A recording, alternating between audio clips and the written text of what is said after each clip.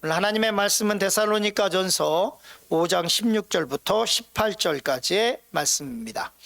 데살로니가전서 5장 16절부터 18절까지의 말씀을 다 같이 봉독하겠습니다.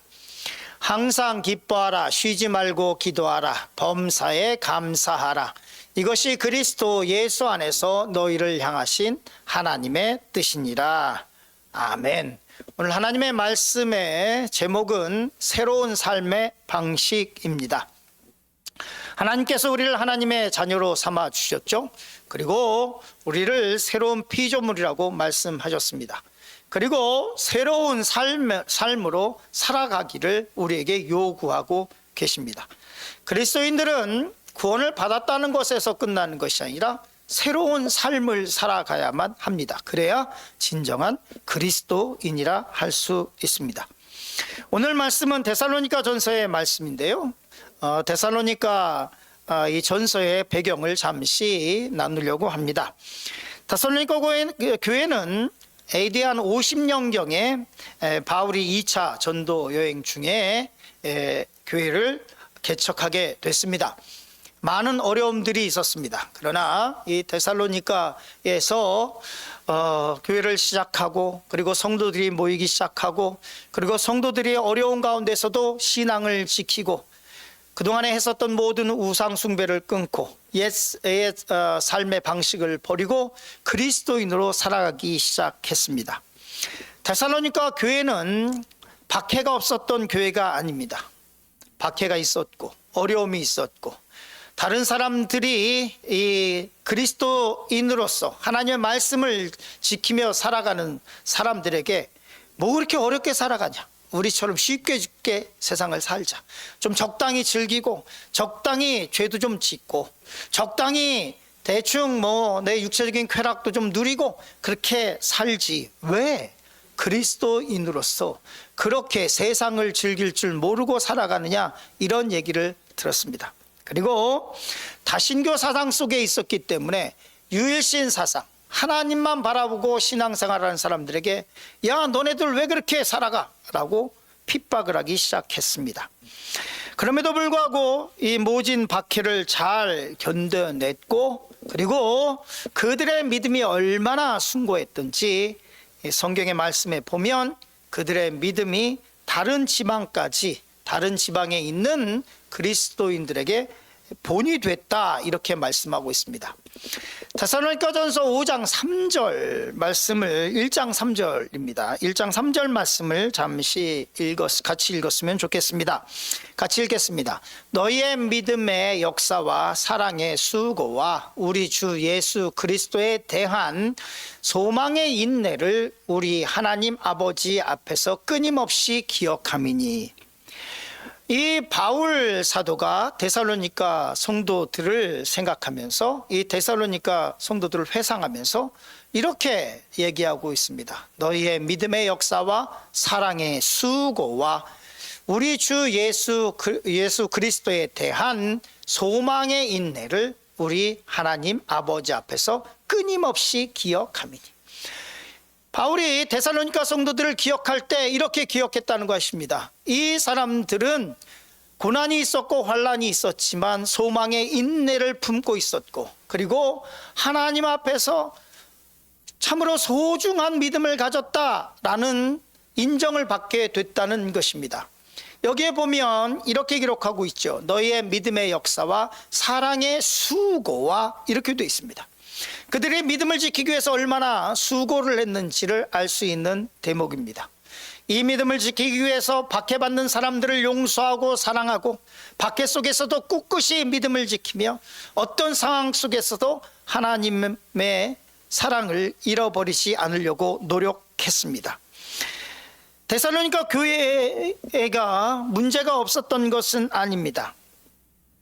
그들 교회 내에서는 예수님의 재림에 대해서 이런저런 여러 얘기가 있었고, 그래서 서로 다른 얘기들을 하면서 갈등도 있었습니다. 그러나 실망하지 않고 뭐라고 말하고 있냐면 소망의 인내를 소유하고 있었다라고 말씀하고 있습니다. 고난과 환난이 다가오면 두 가지 형태로 나타납니다. 첫째는 믿음을 쉽게 포기하는 사람들이 있습니다. 믿음이 좋다고 하지만 쉽게 믿음을 포기하고 세상으로 돌아가는 사람들이 있습니다. 목사로서 오랫동안 이렇게 믿음 생활을 하고 또 그리고 목회를 하다 보면 좋을 때는 어제 믿은 성도나 한 모태신앙 아니면 또 수십 년 동안 믿음 생활했던 분들이나 별 차이가 없어요. 좋을 때는 다 할렐루야, 다 할렐루야고 다 아멘이고 다 기뻐하고 다 즐거워요. 그런데 믿음이 딱 언제 있는지 없는지 나타나냐면 환란이 다가왔을 때. 환란이 딱 다가오면 믿음이 있는 것처럼 보이는 사람도 그 믿음을 쉽게 포기하고 세상으로 떠나갑니다.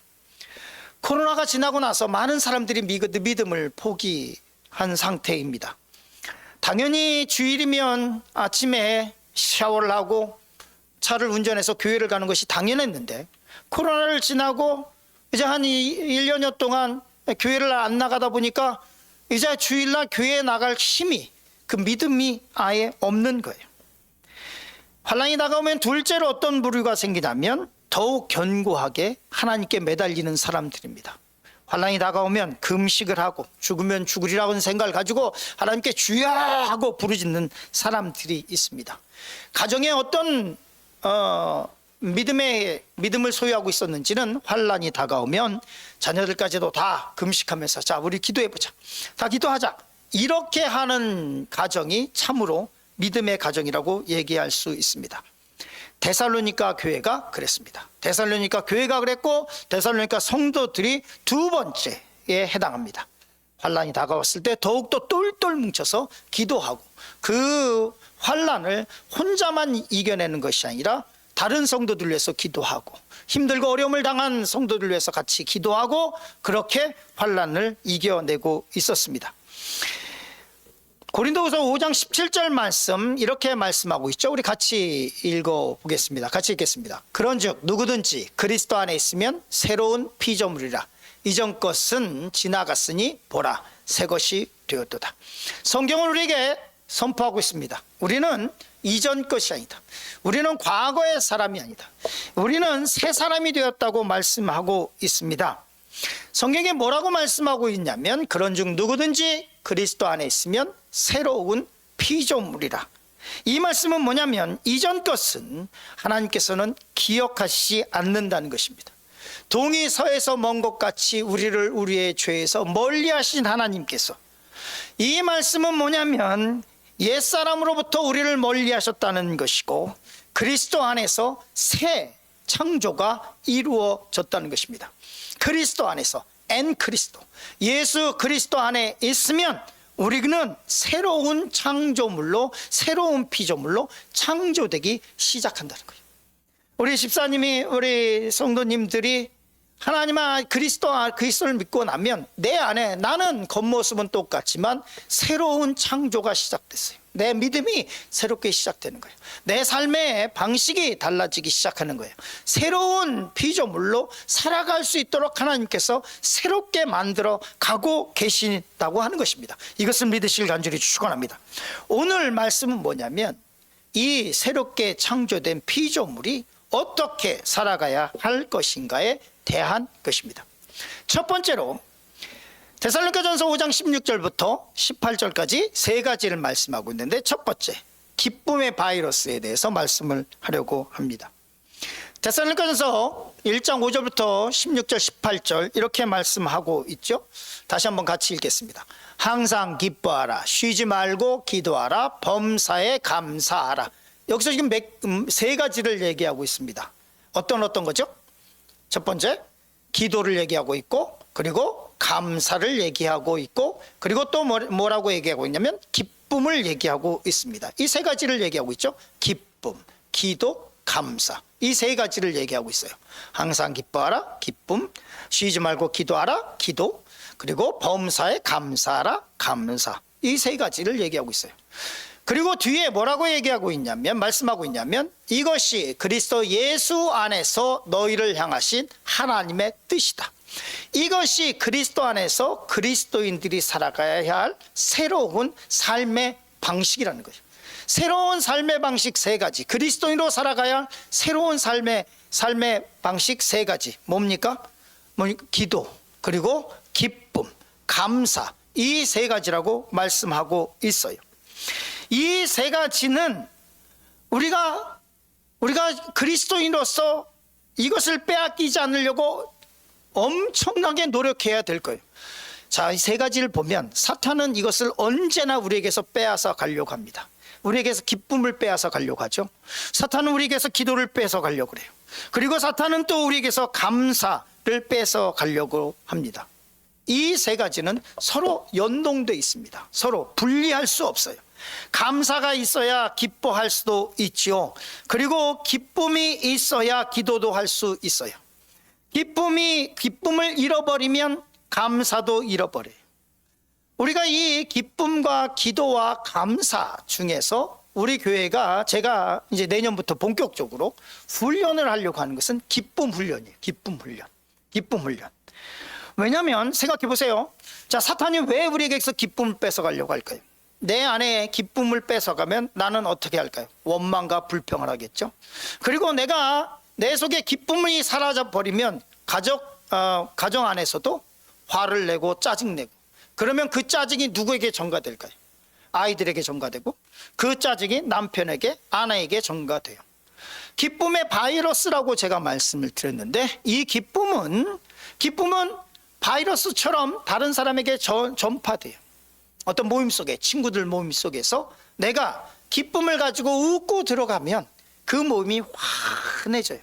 그런데 내가 딱 들어갔을 때 똥 씹은 얼굴을 이루고 딱 들어가서 괜히 소리 지르고 짜증내는 목소리를 내기 시작하면 그 기쁨 안에 있던 사람들도 그 기쁨을 다 잃어버려요.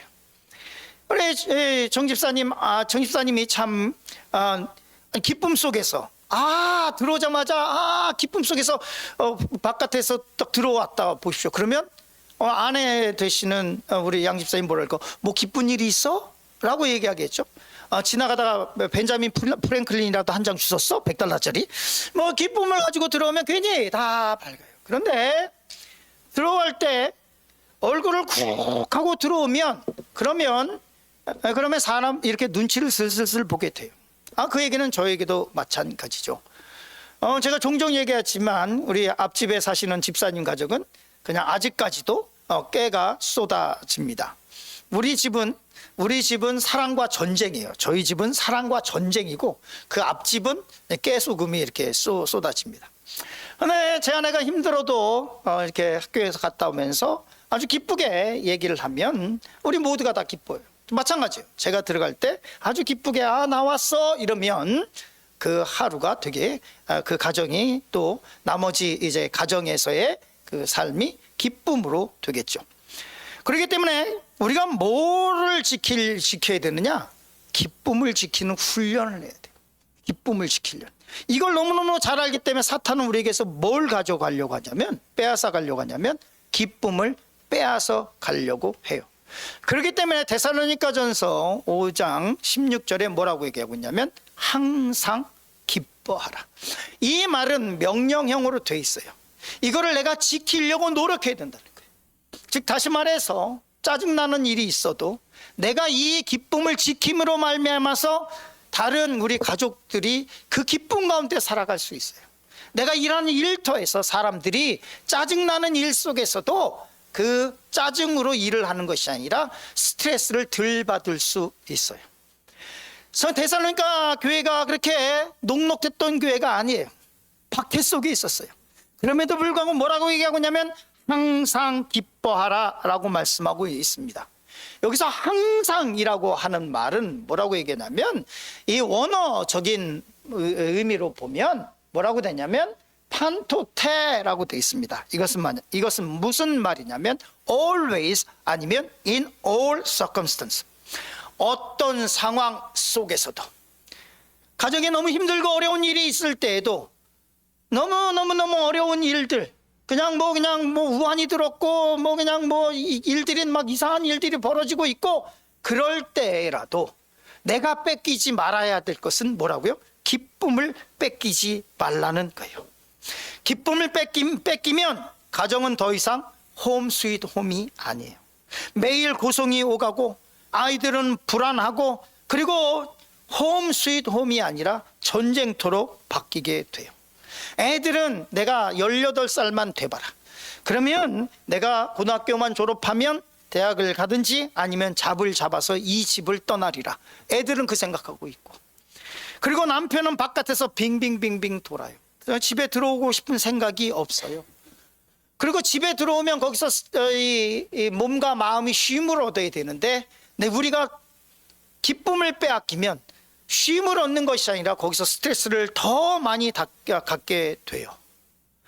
성경은 지킬 것 중에서 마음을 지키고 또한 오늘 말씀 속에서 기쁨을 지키라고 말씀하고 있어요.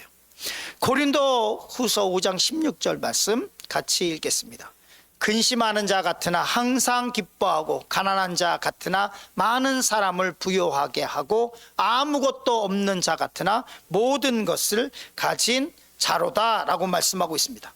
고린도 후서에서 말씀하기를 하나님께서 이렇게 말씀하셨다는 거예요. 뭐라고 했냐면, 우리는 근심하는 자 같으나 항상 기뻐할 수 있고, 가난한 자 같으나 많은 사람을 부요하게 하고, 비록 우리가 가진 것이 별로 없지만 하나님께서 우리에게 복을 주셔서 우리는 많은 사람들을 어떻게 할 수 있다고요? 부요하게 할 수 있다. 다른 사람을 위해서 축복할 수 있고, 다른 사람들의 이 삶을 기쁨으로 바꿔낼 수 있다라고 말씀하고 있어요.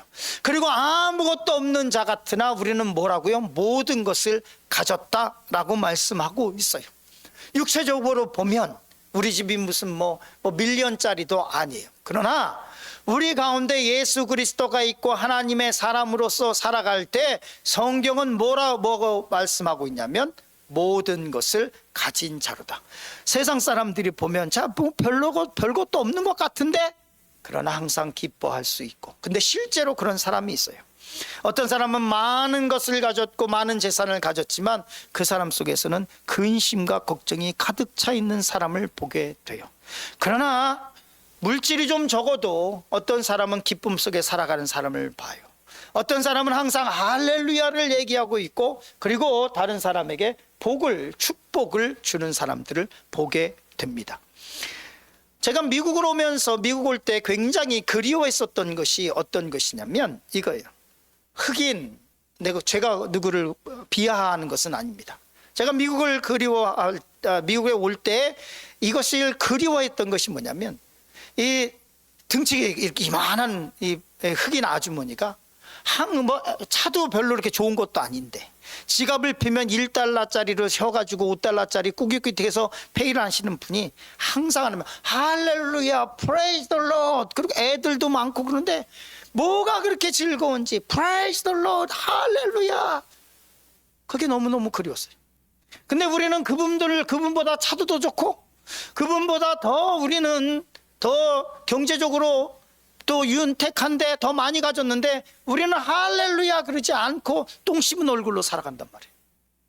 우리 성경은 뭐라고 얘기했냐면, 아무것도 없는 자 같으나 우리는 모든 것을 가진 자라고 말씀하고 있고, 근심하는 자 같으나 항상 기뻐하고, 가난한 자 같으나 많은 사람을 부요하게 할 수 있는 사람이라고 성경은 말씀하고 있다는 거예요. 우리 속에 무엇을 지켜야 되냐? 기쁨을 빼앗기지 않으려고 노력해야 된다는 거예요.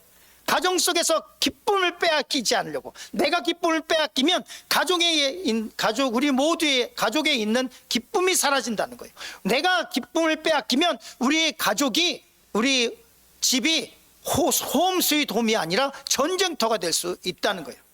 두 번째로 기도의 보물 상자에 대해서 말씀을 나누려고 합니다.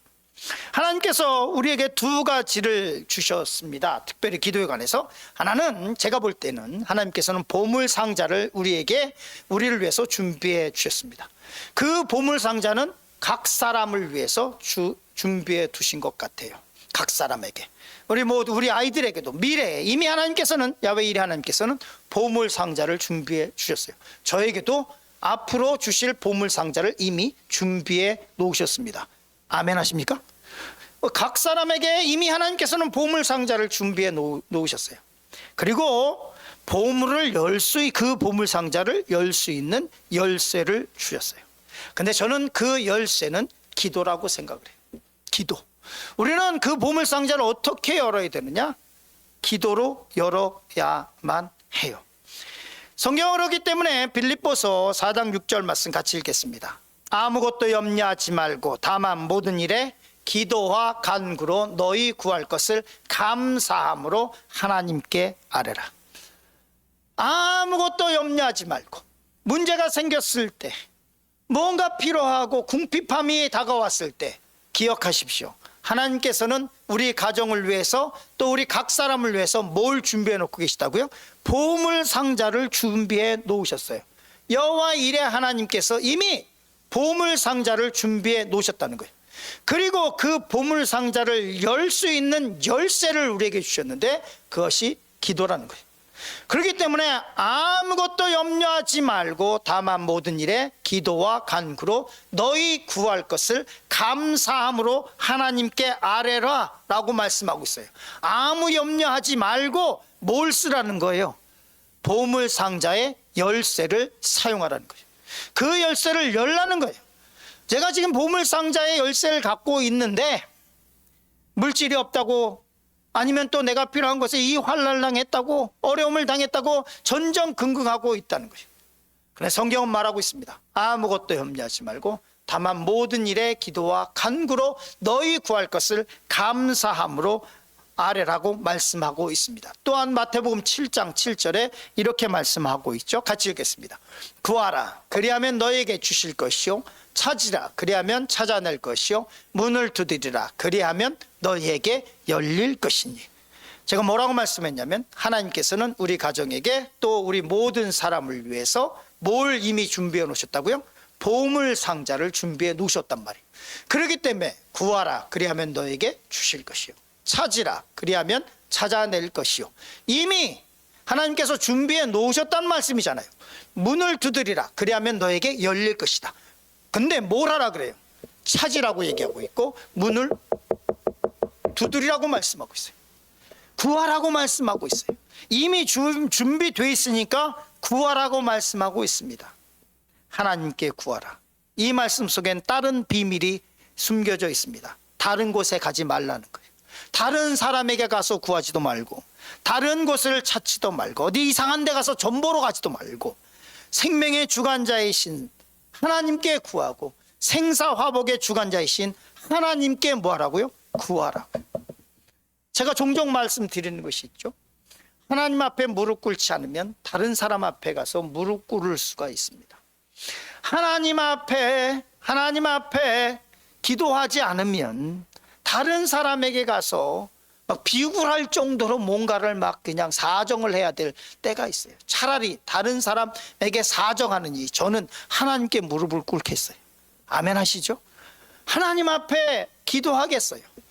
이미 보물 상자를 준비해 놓으신 하나님께서 구하라 그리하면 너에게 주실 것이요, 찾으라 그러면 찾아낼 것이요, 이미 보물 상자가 준비됐으니까 찾으라고 말씀하고 있어요. 그 보물을 찾으라고 말씀하고 있어요. 문을 두드리라 말씀하고 있어요. 그 보물 상자를 두드려라 그러면 열릴 것이다. 너에게 지금 기도에 그 보물 상자를 열 키가 너희 안에 너희에게 있다고 말씀하고 있어요. 지금 당장 이루어지지 않는다고 해서 실망할 것이 아니라 이미 받은 줄로 믿고 조금도 흔들리지 말고 간구하셔야만 합니다. 어떻게 기도해야 될까요?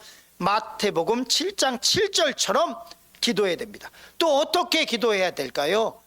우리에게 마가복음에서 말씀하시는 것처럼 이미 구한 것은 받은 줄로 믿으며 나아가야 할 것입니다. 세 번째로 감사의 능력에 대해서 말씀을 나누려고 합니다. 요셉은 고난과 영광을 함께 경험했던 사람이죠. 요셉에 대한 별명이 두 가지가 있다면, 첫째는 꿈꾸는 자이고 두 번째는 형통한 사람입니다.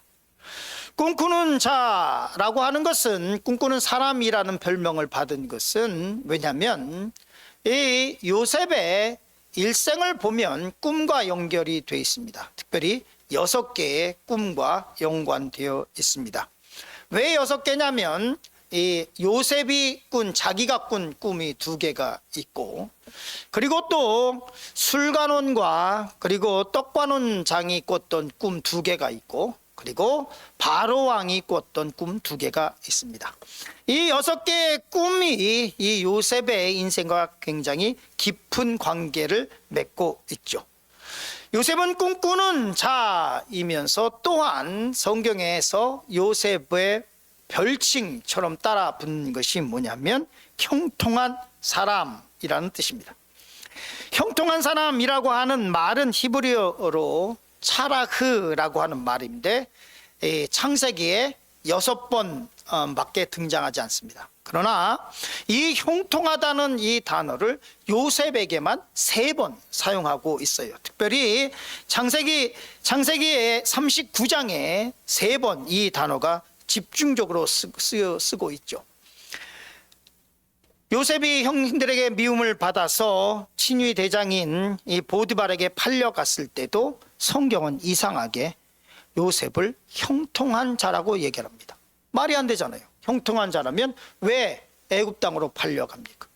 거기에다가 이 보디발의 아내가 이 요셉의 외모를 보고 쓸데없는 생각을 하죠. 행실이 좋지 못했던 여인이었습니다. 이 여인이 요셉을 유혹하기 시작했습니다. 그것을 거절하고 감옥에 가게 됐습니다. 얼마나 억울했을까요? 다른 죄목도 아니고 강간 미수범입니다. 그렇게 감옥에 들어갔을 때도 성경은 또 뭐라고 얘기했냐면 형통한 자라고 얘기를 합니다. 이해가 되지 않습니다. 그리고 거기서도 감옥에서도 그리고 또 이제 꿈을 해석해 주면서 이 술관원장이 약속한 것이 있습니다. 그것은 뭐냐면 내가 복원되면 너를 내가 반드시 여기서 구해 줄게. 그리고 요셉이 해몽한 대로 술관원이 복직이 됐습니다. 그럼에도 불구하고 이 술관원은 요셉을 잃어버렸습니다. 완전히 까마득히 잊어버렸습니다. 그럼에도 불구하고 성경은 이 요셉이 형통한 자라고 말씀하고 있습니다. 어떻게 그렇게 할 수 있을까요? 그런데 제가 이 말씀을 묵상하다가 하나님께서 주신 말씀이 뭐냐면 하나님께서는 요셉을 하나님의 계획 속에 두고 계셨기 때문에 그렇습니다. 그가 애굽에 간 것도 하나님의 뜻이었고 그 애굽에서 지하 감옥, 특별히 거기에 정치범을 수용하는 그 감옥에 들어간 것도 하나님의 뜻 가운데 있었습니다. 그가 정치범들과 같이 있으면서 이 애굽의 모든 정치, 돌아가는 상황을 다 배울 수 있었습니다.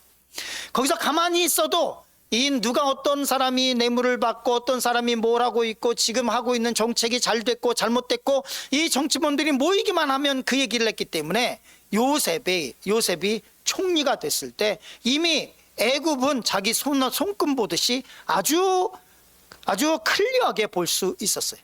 하나님께서는 애굽의 정치를 수많은 왔다 갔다 하는 이 정치범들을 통해서 이 요셉을 가르치고 계셨고 거기서 애굽의 총리가 됐을 때 애굽의 모든 상황을 다 꿰뚫게 하셨어요.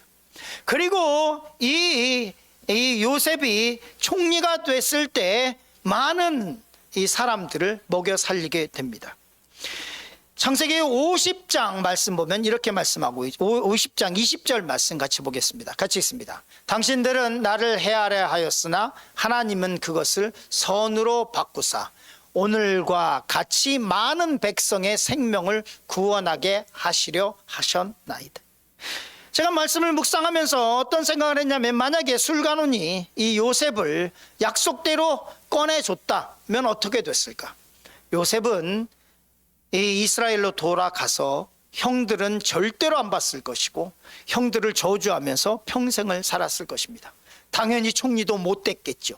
하나님의 손안에 있었기 때문에 이 요셉이 형통한 자의 삶을 살아가고 있었던 것입니다. 고난도 그에게 형통한 것이었고 고난을 통해서 하나님께서는 그를 가르치기 원하셨고 고난에는 하나님의 의미가 있다는 것을 우리는 믿음으로 고백해야만 합니다. 이 요셉이 하나님의 은혜를 받고 그리고 나중에 깨달은 것이 뭐냐면 이 당신들은 나를 해하려고 했으나 자기 형들에게 하는 말이죠. 하나님은 그것을 선으로 바꾸셨다.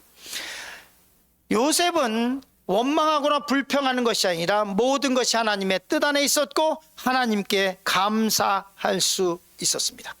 과거에 있었던 모든 일들을 되돌아봤을 때 지금도 그것을 되돌아보면서 원망하고 당신들 그때 그랬지 이렇게 하는 것이 아니라 하나님께서 하신 일이다. 우리가 되돌아볼 때 과거에 속상하게 했었고 마음 아프게 했었던 그 사람들, 그 일들을 되돌아볼 때 이 고백이 있으시길 간절히 축원합니다. 하나님께서 그것을 선으로 바꾸셨다. 하나님께서도 그것을 선으로 바꾸셨다. 이 감사가 우리 가운데 있어야 할 것입니다. 고난에는 하나님의 뜻이 분명하게 있습니다.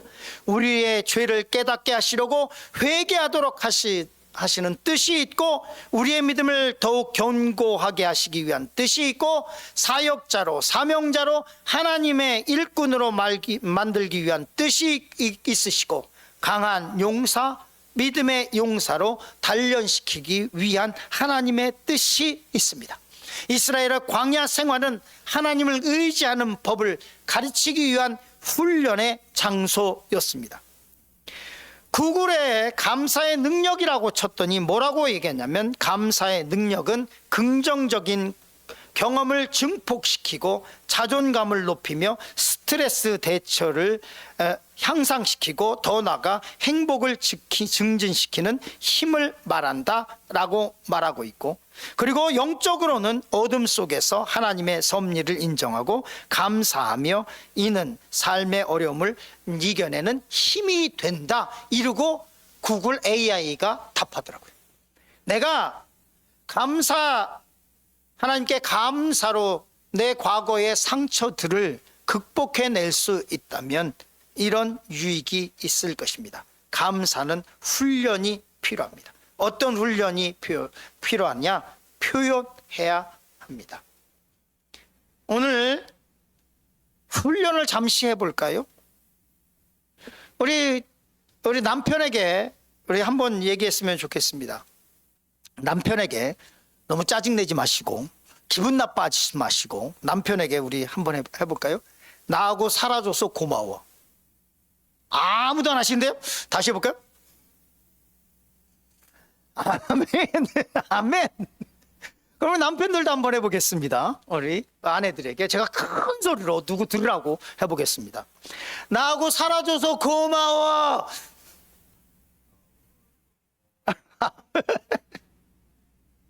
자녀들은 한번 우리 연습해 볼까요? 엄마 아빠 낳아줘서 고마워. 아멘. 부모는 우리 자녀들에게 큰 소리로 얘기해 볼까요? 잘 커져서 고마워. 잘 커져서 고마워. 자녀 집에 있는 자녀들에게 잘 커져서 고마워. 감사의 훈련이 있어야 돼요. 하나님께 에베네셀, 하나님께 감사의 표현이 있어야 됩니다. 지금까지 지켜주셔서 감사합니다. 여호와 이레 하나님께 감사해야만 합니다. 필요한 것을 채워주신 것에 대해서 감사해야만 합니다. 하나님께 감사해 보십시오. 더 많은 감사의 조건을 우리에게 허락해 주실 것입니다. 하나님께 감사해 보십시오. 얼마나 복된 삶을 살고 있는지 깨닫게 될 것입니다. 고난 중에 감사는 하나님을 항상 신뢰하는 법을 배우게 될 것이고, 하나님께서 그 감사를 듣고 역사해 주실 것입니다. 로마서 12장 12절은 이렇게 말씀하고 있습니다. 너희는 이 세대를 본받지 말고 오직 마음을 새롭게 함으로 변화를 받아 하나님의 선하시고 기뻐하시고 온전하신 뜻이 무엇인지 분별하도록 하라. 영어로 뭐라고 얘기를 하고 있냐면 do not, 뭐라고 얘기하냐면 do not follow do not conform any longer to the pattern of this world. 다시 말하면 do not follow the pattern of the world. 이 세대를 본받지 말라. 이 세대의 패턴, 삶의 방식을 본받지 말라고 하는 뜻입니다. 우리는 어떤 삶의 방식으로 살아가야 될까요? 데살로니가전서 5장 16절부터 18절은 새로운 삶의 방식에 대해서 말씀하고 있습니다. 기쁨, 기도, 감사입니다. 기쁨을 빼앗기지 말고, 기도를 빼앗기지 말고, 감사를 빼앗기지 마시길 간절히 축원합니다. 말씀을 마치도록 하겠습니다. 오늘 말씀의 제목은 새로운 삶의 방식입니다. 기쁨의 바이러스를 다른 사람에게 퍼뜨리시길 간절히 축원합니다. 결단코 우리에게 있는 기쁨을 빼앗기지 마시기 바랍니다. 사탄은 이것을 빼앗으려고 우는 사자처럼 우리에게 달려들 것입니다. 두 번째로 기도의 보물상자라고 하는 것을 기억하시기 바랍니다. 기도를 빼앗기지 마시기 바랍니다. 하나님께서는 이미 각 사람에게 보물상자를 준비하고 계시고 기도로 그 보물상자를 열기 원하신다는 것을 기억하시기 바랍니다. 세 번째로 감사의 능력을 잊지 마시길 간절히 축원합니다. 감사는 더 감사를 불러올 것입니다. 받은 복을 세워보시기 바랍니다. 하나님께 감사해 보시기 바랍니다. 또 다른 감사의 조건을 허락하실 것입니다. 사람에게 감사해 보시기 바랍니다. 다른 사람에게 고맙다는 말, 감사하다는 말을 잊지 마시기 바랍니다. 환한 웃음이 되돌아올 것입니다. 냉랭했던 관계가 풀릴 것입니다. 감사를 세워보면 불행한 삶이 아니라 내가 복된 삶을 살고 있다는 것을 금방 깨닫게 될 것입니다. 이 세 가지는 새로운 삶의 방식이라고, 그리스도인들이 살아가야 할 방식이라고 성경은 말씀하고 있습니다. 이것은 우리를 향한, 그리스도 안에서 우리를 향한 하나님의 뜻이라고 말씀하고 있습니다. 이것을 기억하시기를 간절히 축원합니다. 기도하겠습니다.